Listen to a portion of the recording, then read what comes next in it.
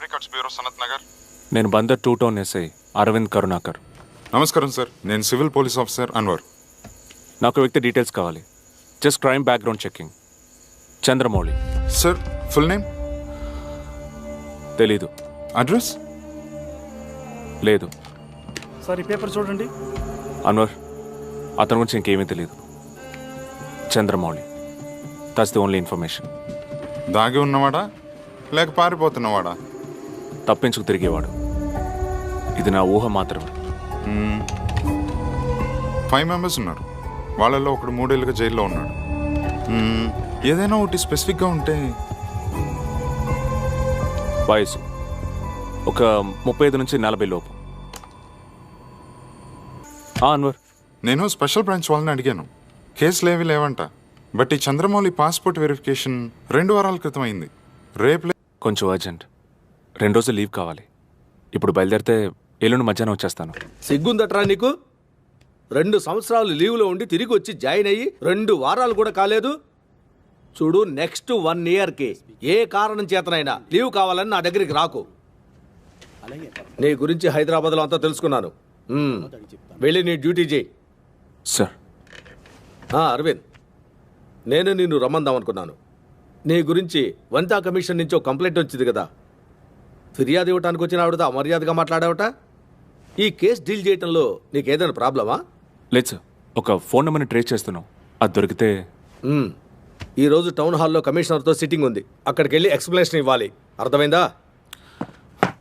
Sir.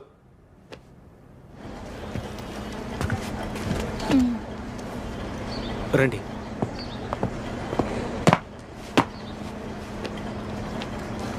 మీరేమితో అమర్యాదగా మాట్లాడారా? మాట్లాడాను. Then please apologise to her. Madam, complaint ఇచ్చిన రోజు నుంచి ఈమె ఇచ్చిన డీటెయిల్స్తో ఎంక్వైరీ స్టార్ట్ చేశాం. ఈమె చెప్పిన ఈబీ ఆఫీస్లో దీపక్ కుమార్ అని అతనే లేడు. ఈమె ఇచ్చిన ఫోన్ నంబర్ సనత్ నగర్ రోహిత్ది. ఆయనకి సంబంధించిన వేర్ అబౌట్స్ ఇవాళ వచ్చాయి. వెంటనే సనత్ నగర్ క్రైమ్ స్క్వాడ్కి రిపోర్ట్ పంపుతాం. మేడం, ఈ కేసు ఇంపార్టెన్స్ అర్థం చేసుకుని నేను నా సబార్డినేట్స్ హైదరాబాద్కి బయలుదేరుతున్నాం ఇప్పుడే. అదంతా official and we really appreciated. కానీ ఇప్పుడు అది కాదు మ్యాటర్. సారీ.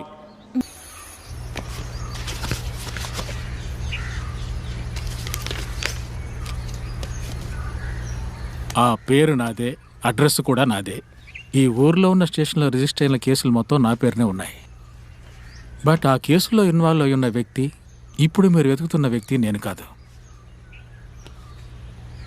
ఎవరో నా ఐడెంటిటీని ఉపయోగించి, నా పేరుని ఉపయోగించి ఇందులో నన్ను ఇరికించాడు. నేవీ నుంచి రిటైర్ అయ్యి ఓ సాధారణ కంపెనీలో సూపర్వైజర్గా ఉన్న నా మీద ఎలాంటి నేరాలు ఉన్నాయో మీకు తెలుసా?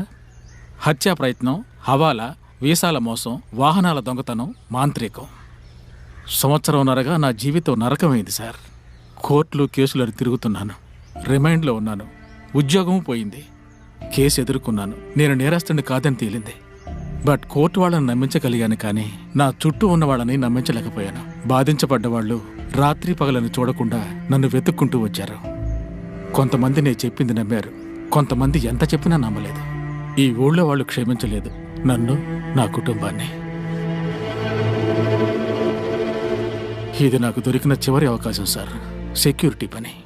పిల్లల ఫీజులు కట్టాలి కదా, అందరం అన్నం తినాలి కదా. ఇలాగూ బతకనివరా? దీన్ని పాడు చేస్తారా? ఇంకా కొత్త కేసులు ఏమైనా పెడతారా? పెట్టుకోండి.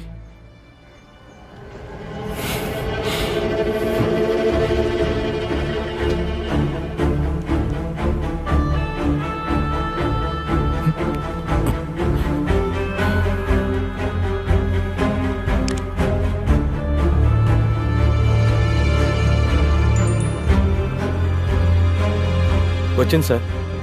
ఇతనే చంద్రమౌళి అని ముజీబ్ని అడగండి, వీలైతే ఇప్పుడే. సార్, నేను ఇప్పుడు ఒక డెత్కి అటెండ్ అయ్యాను.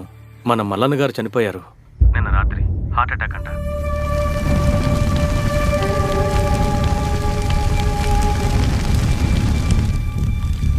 ఈయన తప్పించుకున్నాడు కదూ?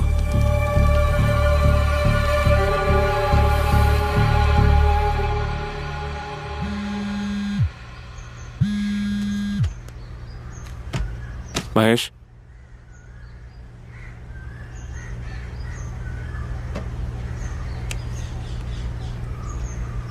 All the best.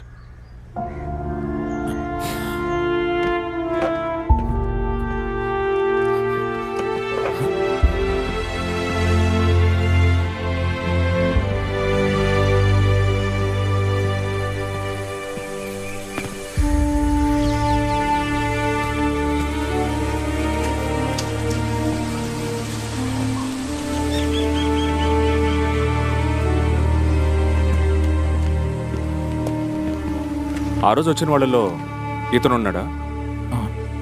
ఇతన్నే కదా ఆటవాడు చంపింది. అమ్మాయిని మోసం చేయడమే పని కదరా? సార్ నేను నిజంగా ఎవరికి ఫోన్ చేయలేదు సార్. మరి సిమ్ నీ పేరు మీద ఎలా ఉందిరా? సార్ అది సెక్రటరేట్లో వర్క్ చేస్తున్న రవిశంకర్ గారి నంబర్. నేను సీలో డ్రైవర్గా పనిచేయడం కోసమని విదేశాలకు ఎక్కువ ఫోన్లు చేయాలని చెప్పడం వల్ల తీసిచ్చాను సార్. విచారిస్తే తెలుస్తుంది. పేరు రవిశంకర్, సెక్రటరేట్లో టూరిజం డిపార్ట్మెంట్. ఆయనే డైరెక్ట్గా వచ్చి సెలెక్ట్ చేశారు సార్.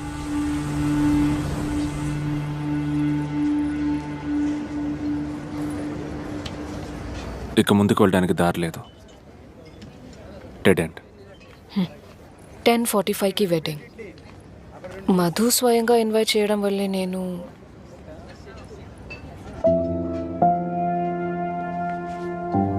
మంచిదే. అన్నికి వదనికి తెలియకుండా ఇది ఇవ్వు. ఇప్పుడు ఈ కేసు ఏమైనా సాయంత్రం నేను బయలుదేరాల్సిందే. తర్వాత అంతా మామూలు అవుతుంది. పోయి తగలండి మురళిని, ఎలాగోలా చావని.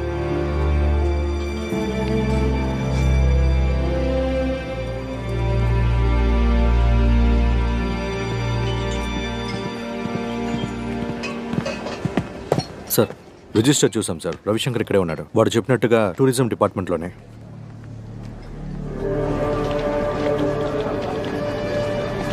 రవిశంకర్ ఎక్కడ ఉన్నారు? అదిగో ఆ 4వ టేబుల్ సార్. ఓకే.